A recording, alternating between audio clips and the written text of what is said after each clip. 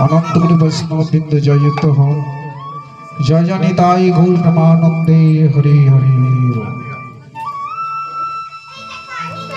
भगवान বলেছেন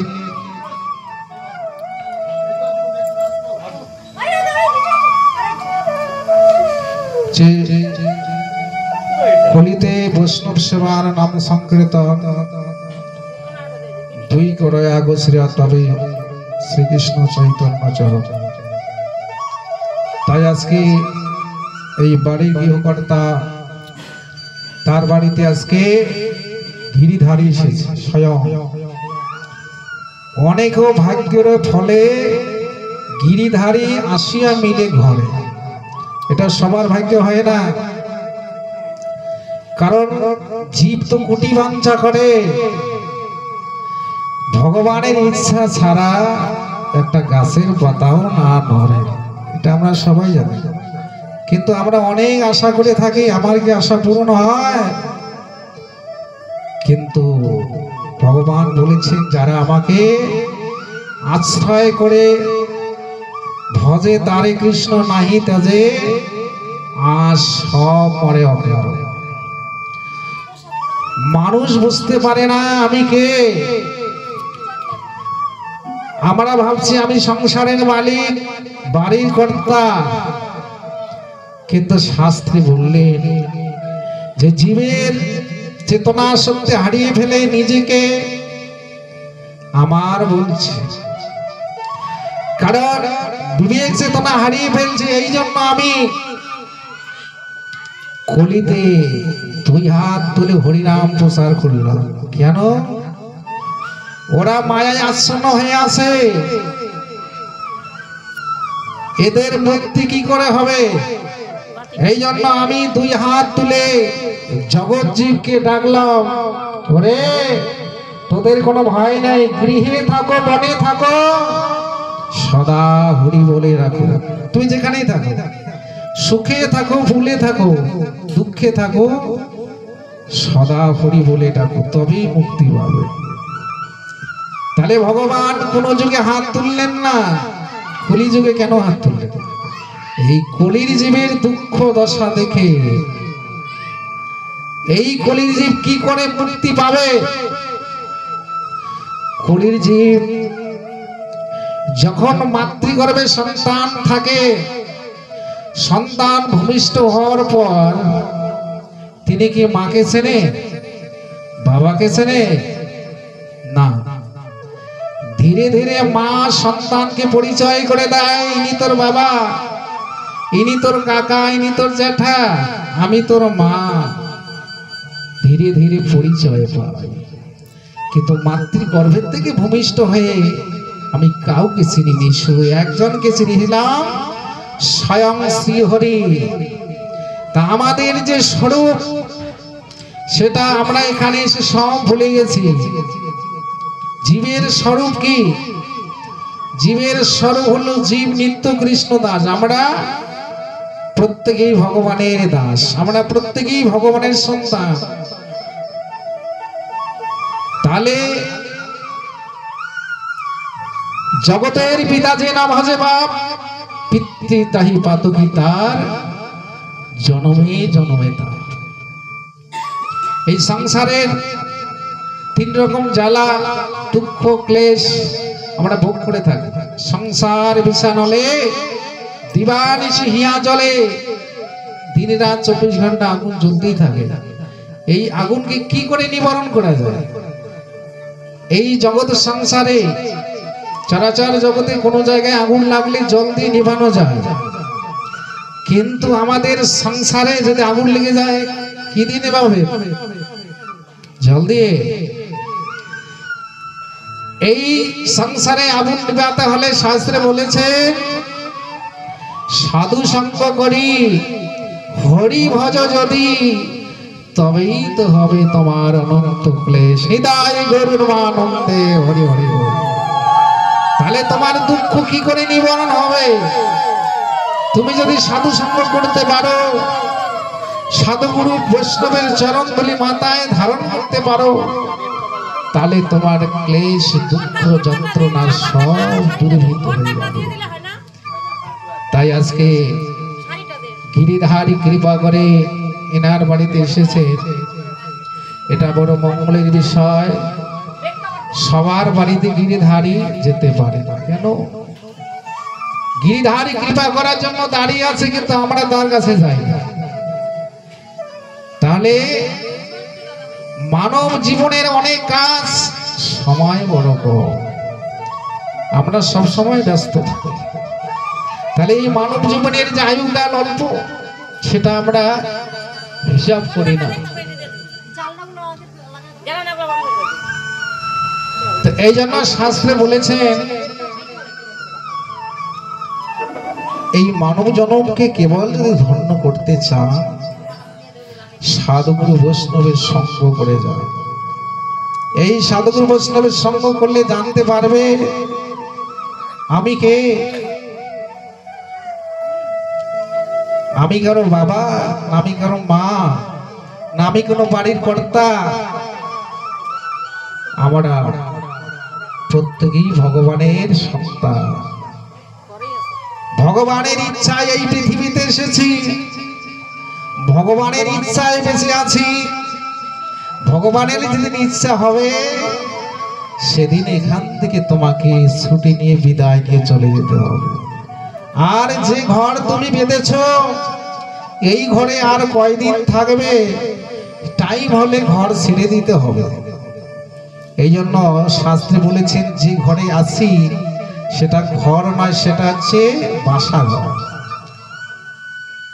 এই বাসাঘর তোমাকে ছাড়তে হবে। আমাদের অনেক ছেলেরা বাইরে যায় টাকা পয়সা রোজগার করতে। ওরা সবাই মিলে যখন একটা কোয়ার্টার ভাড়া করে থাকে, কিছুদিন থাকার পর যখন ওই কোয়ার্টারকে মালিককে ছেড়ে দিয়ে বাড়িতে চলে আসে, আবার লোকে সেখানে ভর্তি হয়ে যায়। তাহলে আমরা এই সংসারে এসেছি, এই সংসার তোমাকে ছেড়ে দিতে হবে। এরপরে আর একজন আসতেছে, তারা এসে সংসার করবে। সংসার তুমি করবে না। সংসার নিত্য আগেও ছিল, এখনো আছে, পরেও থাকবে, কিন্তু আমরা থাকবো না। টাইম হলে এখান থেকে যেতে হবে। সংসার সংসার করে মিশে গেল কাল, লাভ না হইল আমার ঘটিল জঞ্জাল। সারা জীবন তো সংসার করলাম, সংসারের যে কি সার বস্তু সেটাই তো খুঁজে পেলাম না। তাহলে সংসারের সার আছে। সাই মহাজন বললেন, সেই সার বস্তুকে যদি তুমি পেতে চাও, সাধুগুরু বৈষ্ণবের কাছে ছুটে যাও। সংসারের সার বস্তু তুমি যদি গ্রহণ করতে পারো, এই সার বস্তুকে তুমি গ্রহণ করতে পারো, তাহলে তোমার মানব জীবন ধন্য হয়ে যাবে। তুমি যখন এই পৃথিবীতে এসেছিলে, কোনো কিছু হাতে করে নিয়ে আসোনি, কোনো সত্য সঙ্গ করে নিয়ে আসো। তবে কি নিয়ে এসেছিলে? পুণ্য সুকৃতি। মানুষ এই দুইটাই সঙ্গে নিয়ে আসে। পুণ্যের জন্য ধনজন টাকা পয়সা অর্থকরী হয়ে থাকে, আর সুকৃতির জন্য মানুষ ভাগ্যবান হয়ে যায়।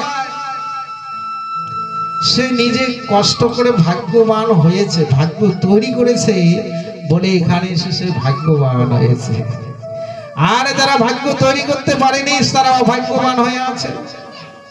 তাহলে এখানে এসে তুমি ভাগ্য তৈরি করে কি করে? কর্ম করে, ভগবানের কর্ম করো, সাধুগুরু বৈষ্ণবের সেবা করো। পরবর্তীকালে তুমিও ভাগ্যবান হয়ে যাবে, কোনো চিন্তা নাই। নিতাই গৌরানন্দে হরি হরি বল। মহাভারতে, রামায়ণে রাজশাহী যজ্ঞে এই পঞ্চপাণ্ডব, ভগবান শ্রীকৃষ্ণ, ওই যজ্ঞের মধ্যে ভীম বলেছিল, কৃষ্ণ তুমি সবাইকে কাজের দায়িত্ব দিলে, তুমি কি কাজ নিয়েছো? কৃষ্ণ বলছে, আমি তো আগেই নিয়েছি। তুমি কি কাজ নিয়েছো? যে সবাইকে আমি কাজ দিয়ে দুইটা কাজ বেছে নিয়েছি, সেটা হলো এই দেবতারা আসবে, তাদের আমি চরণ ধৌত করে দিয়ে আসনে বসাবো, আর যখন ওরা সেবা করবে তার পাতা নিয়ে আমি ফেলবো। তাহলে ভগবান কত বড় দায়িত্ব নিয়েছে। সাধুগুরু বৈষ্ণবের চরণ ধরে ধৌত করে তাকে নিয়ে গিয়ে সিংহাসনে বসাবে চেয়ারে, আর ওরা প্রসাদ পাবে তার পাতা নিয়ে ফেলবে। তাহলে ভগবান ভক্তের বোঝা ভগবান ভক্তকে তিনি ভালোবাসেন। আর সেই রাজশাহী যজ্ঞে কে গিয়েছিলেন? স্বয়ং ভোলানাথ। পার্বতী দেবী বলেছিলেন, প্রভু এই যে রাজশাহী যজ্ঞ শুরু হলো, চলো না যাই। সকল দেবতারা এসেছে, চন্দ্র ইন্দ্র বরুণ 33 কোটি দেবতা সবাই এখানে এসেছে। ভোলানাথ বলছে, পার্বতী তুমি যাও, ভগবান কৃষ্ণ চরণ ধৌত করবে, তুমি যাও চরণ ধৌত করো, আমি করবো না। তিনি কি করলেন? ছলনা করে ভোলানাথ কুকুর রূপ ধারণ করলেন, কুত্তা হয়ে তিনি গেটের পাশ দিয়ে ঢুকে পড়েছে। ভগবান অন্তর্যামী, তিনি জানে ভোলানাথ তুমি আমাকে ঠকাবে, আমাকে তো তুমি ঠকাতে পারবে না। সেই ভোলানাথকে ধরেছে ভগবান, কুত্তাকে ধরে ওই 4টা পায়ে একখানে বেঁধে এই দেবতাদের জল দিয়ে চরণ ধৌত করেছে, আর ভোলানাথের চরণ ধৌত করলো ভগবান নয়ন জল নিতাই গৌরানন্দে হরি হরি হরি।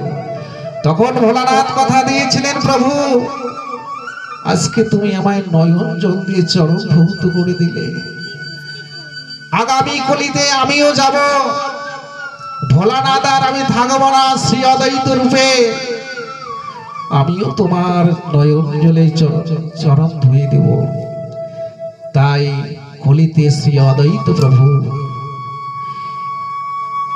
তিনি ভগবানকে আহ্বান করেছিলেন, হে প্রভু তুমি চলে এসো, আমাদের শক্তিতে কুলাবে না, আমরা হরিনাম প্রচার করতে পারবো। প্রতিদিন তুলসী পাতা ভিজিয়ে দিল কোথায়?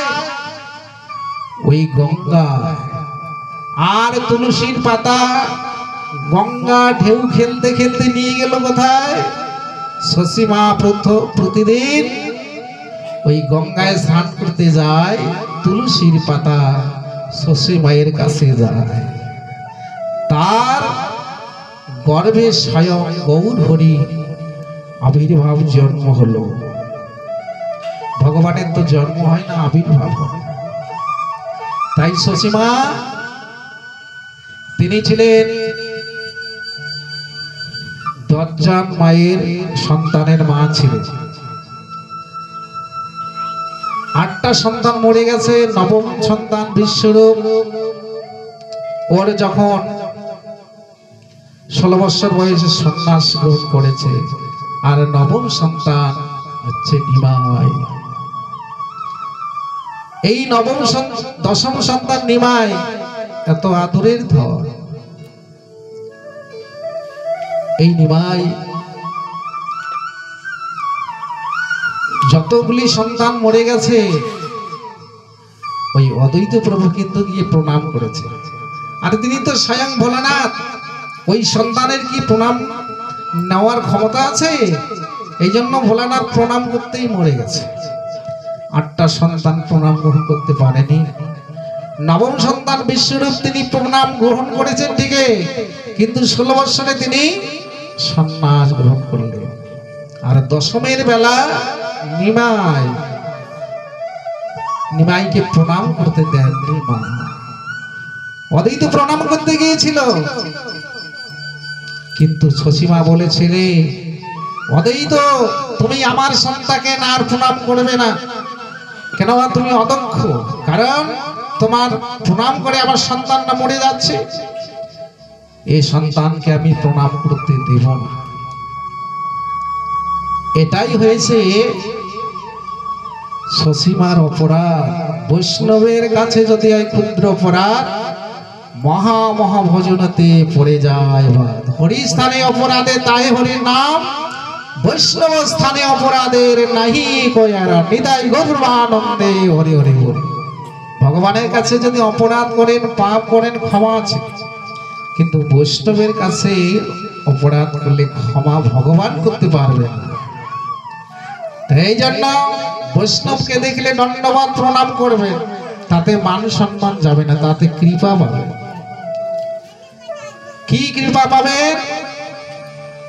বৈষ্ণবরা যদি কৃপা করে তোমার চেতনা শক্তি বাড়বে, ভগবানকে জানতে পারবে, সঠিক জায়গায় পৌঁছে যাবে।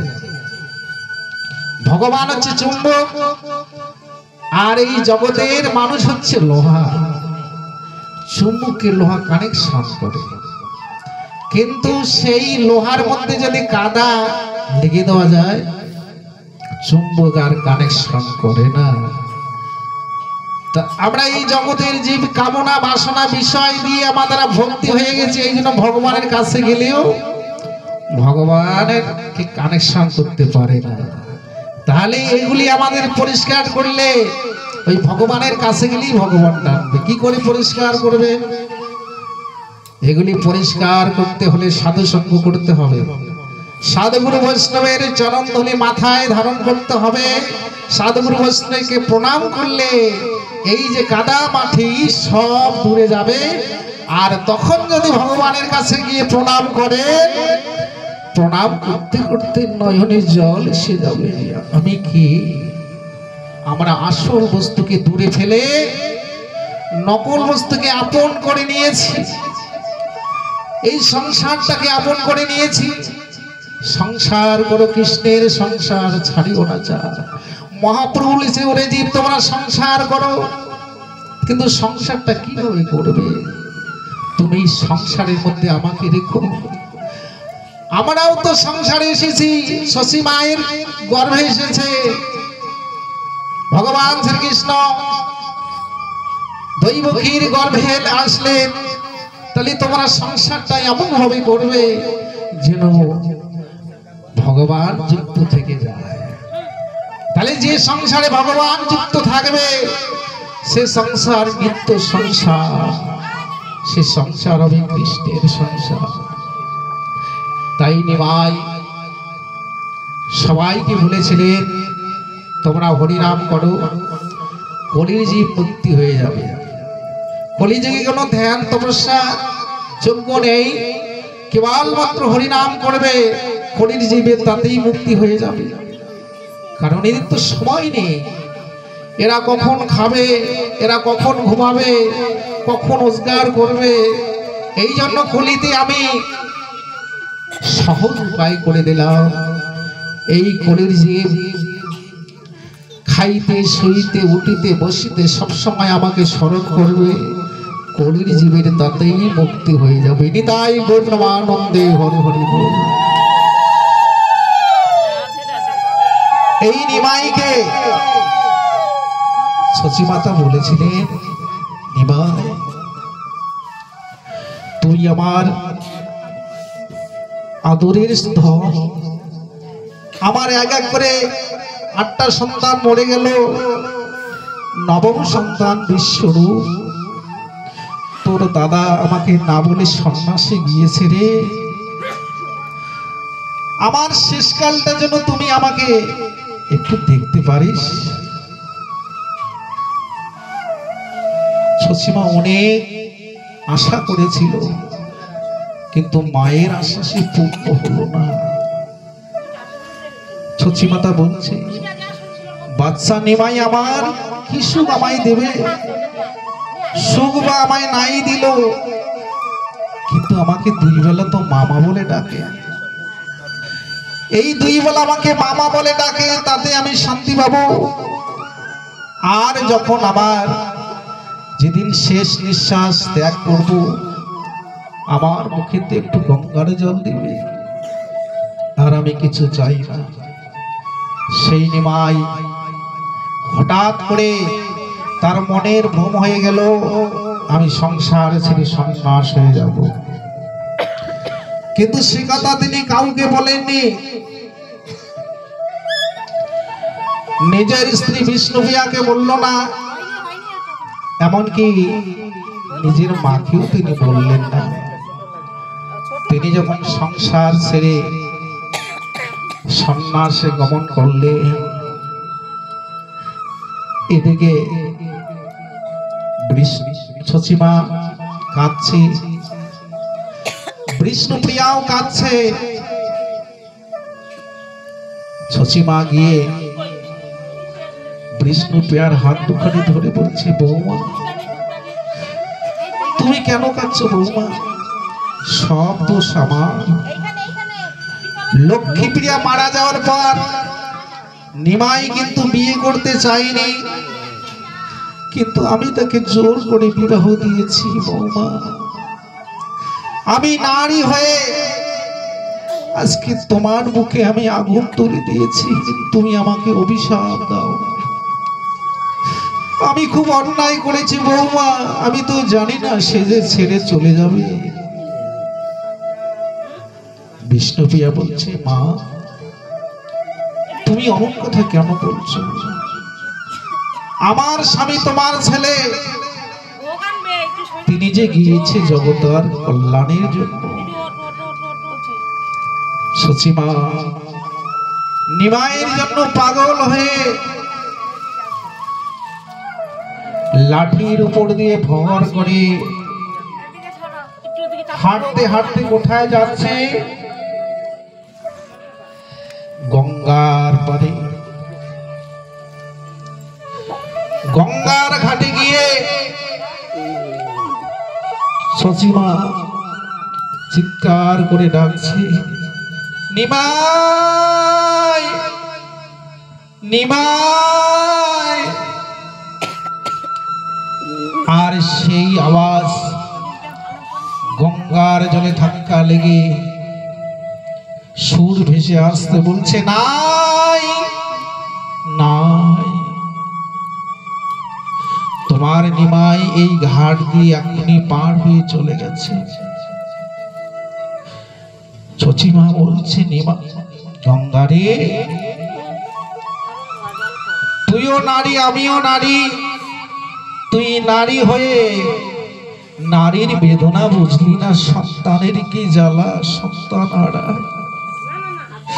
আমার একটাই মাত্র সন্তান, তুমি তোমার ঘাট দিয়ে পার করে দিলি, এটা তুই কি করলি রে গঙ্গা? আজ থেকে আমি তোমাকে অভিশাপ দিলাম, তোমার ঘাটের নাম হবে নিদয়ার ঘাট। তোমার কোনো দয়া নেই, তোমার কোনো মায়া নেই।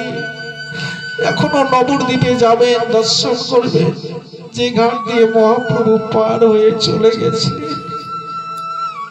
সেই ঘাট এখনো আছে, দর্শন করবে। শচীমা কাঁদতে কাঁদতে কখন যে বেলা ডুবে যায় তার কোনো হুঁশ নেই। নদীর পাড়ের রাস্তাঘাট ভালো নেই। শচীমা ওই মাটির ঢিবিতে বারবার আচার খেয়ে পড়ে, আচার খেতে খেতে পাগল হয়ে যায়। নেওয়াই, তুই চলে গেলি, একবার আমাকে বলে গেলি না রে নেওয়াই। দুই হাত বাড়িয়ে দিয়ে কাঁদতে কাঁদতে বলছি, আর কত দূরে আছিস রে বাপ, তুই একবার আমাকে জন্মের মতো পার করে নিয়ে যা। দাঁড়া রে দাঁড়া রে নিমাই নিমাই, তুই একবার দেখে যা তো মায়ের নিমাই। দাঁড়া রে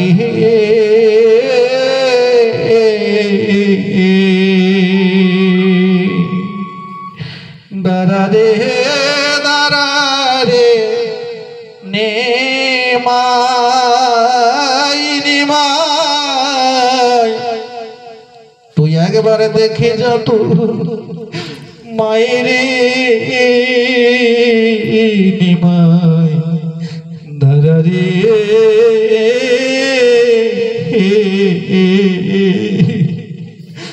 আগে যদি জানতাম রে নিমাই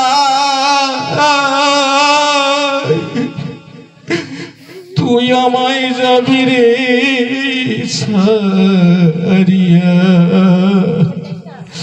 না খাওয়াইস্তাম স্তন দুগ্ধ রে নিমাই, তোমায় না করাতাম বিয়া রে নিমাই, দাঁড়া রে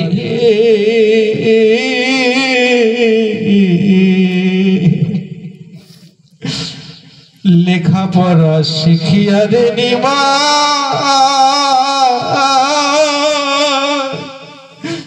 তুই পণ্ডিত হইলা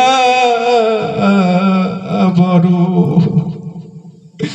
জগৎকে বুঝাইতে পারো রে ও নিমাই, তোমার মাকে কেন ছাড়ো রে নিমাই, দাঁড়া রে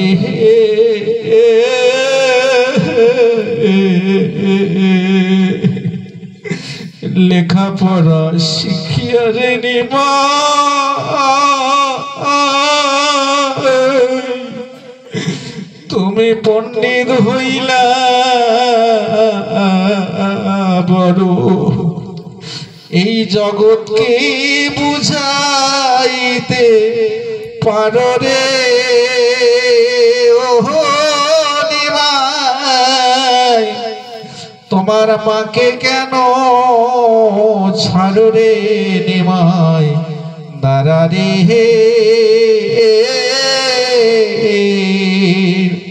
ঘরের বধূ বিষ্ণু প্রিয়া কাঁধে ধুলায় গড়ি দিয়া, কেমনে বুঝাইব তারে রে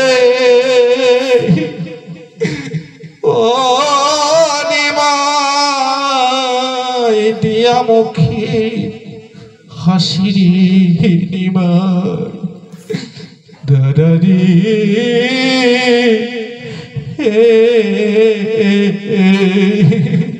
নিমাই, বাবা একেবারের জন্য তুই আমায় দেখা দে। এই জন্য শাস্ত্রে বলেছে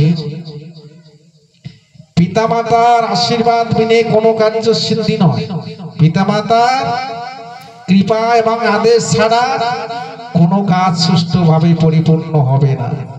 নিমাই দূরে গিয়ে চিন্তা করেছে, আমি যে ভুল করে আসলাম, আমি তো মাকে বলে আসলাম, আমাকে পুনরায় আবার যেতে হবে, মায়ের আদেশ নিতে হবে। এই মায়ের আদেশ না নিয়ে যদি আমি চলে যাই, এই জগতের মানুষ মা বাবাকে মানবে না, এই জীব শিক্ষার জন্য আমাকে আবার ফিরে আসতে হবে। তাই মহাপ্রভু আবার ফিরে আসলেন শান্তিপুরে অদ্বৈত প্রভুর ভবনে। হৃদয় গৌর প্রাণ দে হরি হরি বল। এই অদ্বৈত প্রভুর ভবনে এসে মায়ের দেখা করার জন্য তিনি না বলে চলে গেছে। এবার মায়ের আদেশ নিয়ে তিনি সন্ন্যাস হয়ে যাবেন। নিত্যানন্দকে পাঠিয়ে দিলেন, দাদা নিতাই, তুই একটু আমার মাকে নিয়ে আয়, আমি মায়ের কাছে আদেশ নিয়ে তবেই তো সন্ন্যাস হয়ে যাব। তাই নিমাই শশীমাকে আনার জন্য যাচ্ছে। কোথায়? ওই নিমাইকে নিত্যানন্দ শশীমাকে আনার জন্য বাড়িতে গিয়েছে, যে চিৎকার করছে শশীমা মা। এ কথা শুনে শশীমা বলছে, নিমাই নিমাই, আরে বাবা আমি জানি তুই আমাকে ছেড়ে কোনোদিন যেতে পারিস না। সবাই বলছে তুই নাকি সন্ন্যাস হয়ে গেছিস, কিন্তু আমি তো ভাবছি কোনোদিন আমার নিমাই আমাকে না বলে যাবে না। তা বাবা তুই বাইরে দাঁড়িয়ে চিৎকার করছিস কেন, ভিতরে আয়। নিত্যানন্দ বলছে মা আমি নিমাই নই। তাহলে তুমি কে? আমার নিমাইয়ের মতো দেখতে, চাচর কেশব চুল, সেই রকম লম্বা ফর্সা দেখতে। আমি নিতাই। নিতাই? তাহলে আমার নিমাই কোথায়? তোমার নিমাই এসেছে। কোথায়? অদ্বৈত প্রভুর ভবনে। তোমাকে এখনই যাইতে বলবো। হাজার হাজার ভক্ত দর্শন করার জন্য এসেছে, তোমাকেও যাইতে বললো। এ কথা শুনে শশীমায়ের খুব আনন্দ জাগলো। শশীমা চিৎকার করে বিষ্ণুপ্রিয়াকে ডাকছে, বৌমা বৌমা তুমি নিমাই দেখতে যাবে না? তুমি তাড়াতাড়ি বেরিও। এখন নিত্যানন্দ বলছে মা নিমাই সবাইকে যাইতে বলছি, কিন্তু একজনকে না করছে। তিনি কে? বিষ্ণুপ্রিয়া। তপ্ত কাঞ্চন গৌরাঙ্গী রাধে বিষ্ণুপ্রিয়ার নয়ন জলে ঝরঝর করে কাঁদছে। তার নয়নের জল চরণে পড়ছে। যেই না বলেছে সবাইকে যাইতে বলছে, একজনকে না করছে। তিনি হচ্ছেন বিষ্ণুপ্রিয়া। তখন শচীমা বলছে, নিতাই তুই আমাকে কি কথা বললি? আমার বধূকে যাওয়ার নিষেধ করেছে। ওরে আমার নিমাই দেখার স্বাদ মিটে গেছে রে, কারণ আর আমি যাব না। কেননা লক্ষ্মী প্রিয়া তিনি দেহত্যাগ করলেন বিরোহী, কিন্তু আমি বধূকে ছেড়ে যেতে পারবো না। তুই নিমাইকে গিয়ে বলিস তোর জনমের মতো মরে গেছি, থাক নিমাই তো ওরে যথা আছে, বলি জনমের মতো তোর মা মরে গেছি। নিতাই তুই গিয়ে বলবি তোর মা মরে গেছে রে, আর নেই। আমার বধূ বিষ্ণুপ্রিয়াকে যাওয়ার বারণ করেছে, এটা আমি সহ্য করতে পারি না। থাকনি মাই তো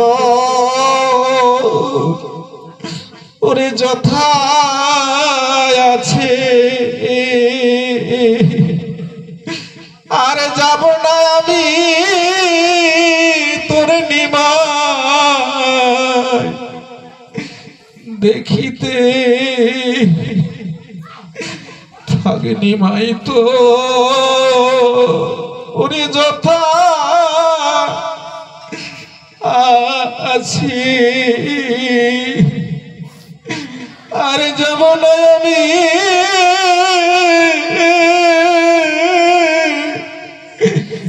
তোর নিমাই দেখিতে। বিষ্ণুপ্রিয়া ঘর থেকে বেরিয়ে এসে শচীমায়ের হাত ধরে বলছে, মা তুমি কেন যাবে না? কারণ আমি জানি আমার মুখ দর্শন করলে তার সন্তান ধর্ম নষ্ট হয়ে যাবে, এই জন্য আমাকে যেতে বারণ করেছে। মা যাও মা, তুমি গিয়ে একটা কথাই বলবে, এই জগতের মানুষ সবাই তোমাকে দেখতে পারলো, শুধু একজনই পথ থেকে গেল। এই বিষ্ণুপ্রিয়ার কথায় শচীমা নিত্যানন্দের সঙ্গে যাচ্ছে নিমাই দেখার জন্য। অদ্বৈত প্রভুর ভবনে শান্তিপুরে লক্ষ লক্ষ ভক্ত জড়িয়ে গেছে, সবাই নিমাইকে দর্শন করার জন্য এসেছে। কত মায়েরা, কত ভক্ত ভক্তেরা সবাই দর্শন করার জন্য খুব ভিড় করেছে। এবারে নিত্যানন্দ যখন ছচিমাকে নিয়ে গেলেন, ওই মার ছেলের যখনই দর্শন হলো দুজনেই কাঁদিতে লাগলো। নিমাই কাছে মায়ের জন্য, আর ছচিমা কাছে নিমাইয়ের জন্য। এই সন্তানে আর মায়ে যখন দেখা হলো, দুজনে কাঁদিতে লাগলো। নিমাই মায়ের গলা জড়িয়ে ধরে কাঁদছে, মা আমি খুব ভুল করেছি মা, তোমাকে না বলে আমি সন্ন্যাসে যেতেছিলাম, তবে হ্যাঁ তোমার অনুমতি নিতে এসেছি মা, তুমি আমাকে বিদায় দাও, বিদায় দাও গো সচি মাতা, আমি চলে যাই, আমি চলে যাই, আমি চলে যাই মাগো, আমি চলে যাই, বিদায় দাও গো সচি মাতা, আমি চলে যাই, আমি চলে যাই, আমি চলে যাই মাগো, আমি চলে যাই। যখন বিষ্ণু প্রিয়া কাঁদে মাগো তোমার আঙ্গিনায়, বুঝিয়ে মা রেখো তারে তোমার স্নেহেরি ছায়ায়, মাগো স্নেহেরি ছায়ায়, তোমার কোলে প্রিয়া কি যে মা রেখে যেতে চাই, আমি চলে যাই, আমি চলে যাই, আমি চলে যাই মাগো, আমি চলে যাই, চাইতে হবে বিদায় মাগো নদীবাসীর কাছে, আর করো না দেরি তুমি মা, ভুল বোঝো না মিছে, আমার জন্যে দাঁড়িয়ে আছে ভারতী গোসাই, আমি চলে যাই, আমি চলে যাই, আমি চলে যাই মাগো, আমি চলে যাই। হরি নামের তরি যদি ফিরে চলে যায়, জন্মে যে মা বিফল হবে আশার দুনিয়ায়, মাগো আশার দুনিয়ায়।